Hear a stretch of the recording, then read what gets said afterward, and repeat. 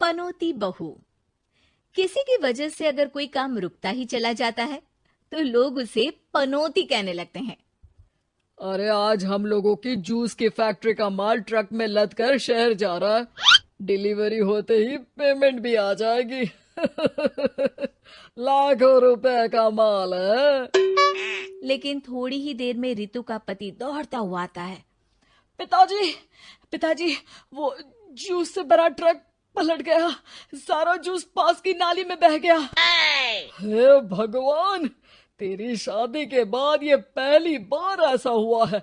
मैं तो बोल ही रहा था कि इस लड़की की कुंडली बनवा लो। देखा, आए दिन नुकसान।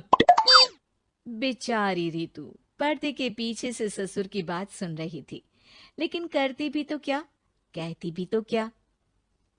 अरे रितु, क्यों उदास होती हो? मुझे भरोसा है तुम ही मेरे घर की लक्ष्मी हो। आई आई आई आई आई आई! अरे मेरे पैर में चोट लग गई है रितु, जरा चल डॉक्टर को दिखाते हैं।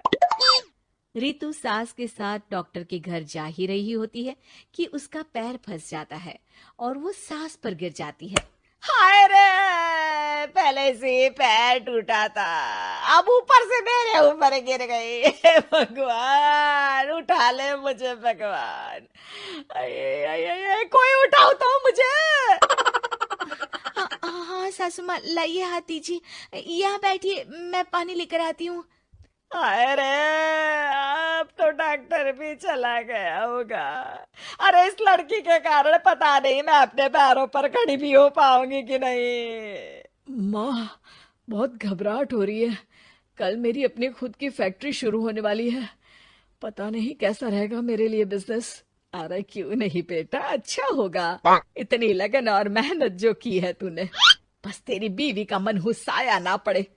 अरे जब से आई है कुछ ना कुछ मनहूस होता ही चला जा रहा है। कैसी बात कर रही हो माँ? एक तो वो अपना घर परिवार छोड़कर हमारे लिए यहाँ आई है, और तुम हो कि... दिन बीतते हैं और एक दिन। निकल इस घर से, मैं कहती हूँ निकल।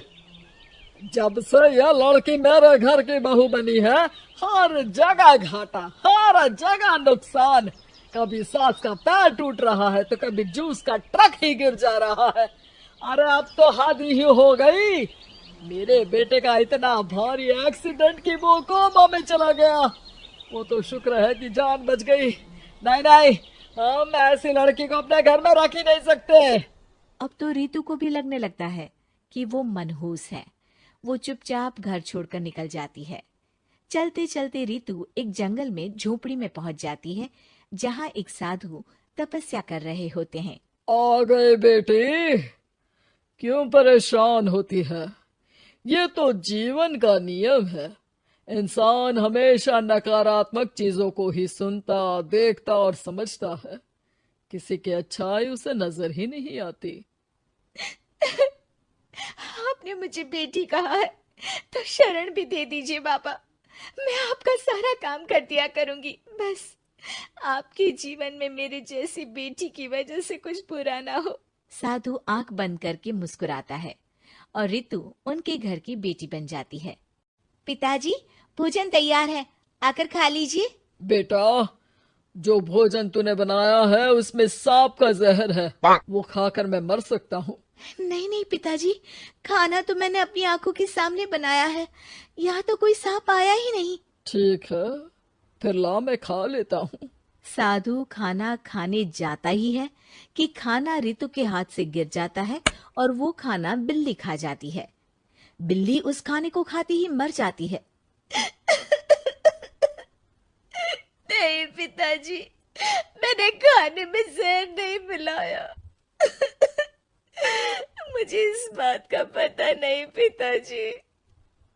मैं ये बात जानता हूँ। खाने में जहर का मिलना और इस खाने का गिरना, ये तो पहले से ही तय था। इसमें तुमने कुछ नहीं किया है बेटी। रितु समझ नहीं पाती कि क्या हो रहा है। वो रोने लगती है और साधु को अपनी सारी कहानी सुना देती है कि कैसे उसके ससुराल वालों ने उसे पनौती मान लिया था। साधु मुस्कुराकर कहता है, बेटी, क्या चाहती हो तुम?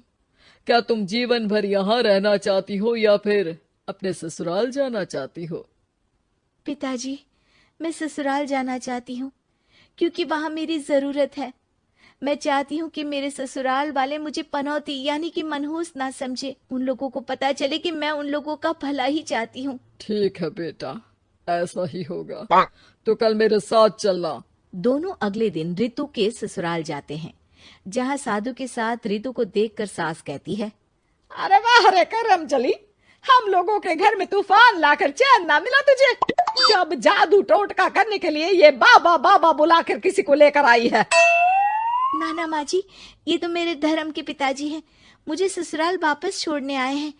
ये तो बस पिता का धर्म निभा रहे हैं। इन्हें कुछ मत कहिए। वाह जी वाह, 4 महीने बाद आज ही अपने पैरों पर खड़ा हुआ हूँ और ये मनहूस फिर से आ गई। इस बार क्या जान लेके जाएगी? अरे मेरी भी सिर्फ टांग में फ्रैक्चर था, अब ये आ गई है तो पक्का टांग काटनी ही पड़ेगी। हे भगवान, पिछली बार तो जूस का पूरा ट्रक ही पलट गया था, इस बार तो पक्का फैक्ट्री में ताला ही लग जाएगा। रितु के नए साधु पिता सबकी बात गौर से सुन रहे थे। फिर वो बोल पड़ते हैं, मैं आप लोगों को कुछ दिखाना चाहता हूँ। वो साथ में गोला लाए थे। उस गोला में वो सबको कुछ दिखाते हैं। वो दिन दिखाते हैं जब जूस से भरा ट्रक गिरता है। पास के कुछ जानवर उस गिरे जूस को पीते हैं और वहीं मर जाते हैं। देखो, इस जूस में तुम्हारे फैक्ट्री के मैनेजर ने जहर डाला था। अच्छा हुआ वो ट्रक गिरा, वरना पूरा परिवार जीवन भर के लिए जेल में होता। हे भगवान, तब तो न जाने कितने लोगों की मौत हो जाती इस जूस को पीकर। शुक्र है भगवान का, अनहोनी से बचा लिया। फिर वो दिन देखते हैं जब पति का एक्सीडेंट हुआ था, लेकिन रितु के करवा चौथ के व्रत के कारण वो बच जाता है, वरना तो मृत्यु निश्चित थी। सभी रितु की तरफ देखते हैं। बाबा, मैं तो मनहूस नहीं हूँ। शुक्रिया बाबा, मेरे मन में जीवन भर का बोझ रहता कि मैं इन लोगों के दुख का कारण तो नहीं। नहीं नहीं बेटा, मनहूस तो ईश्वर किसी को नहीं बनाता। हर चीज का एक वक्त होता है और जो होना है वो तो होता ही है। मुझे माफ कर दे बहू, तू तो इस घर की लक्ष्मी है, रक्षक भी है। हम लोगों को माफ कर दे बेटा।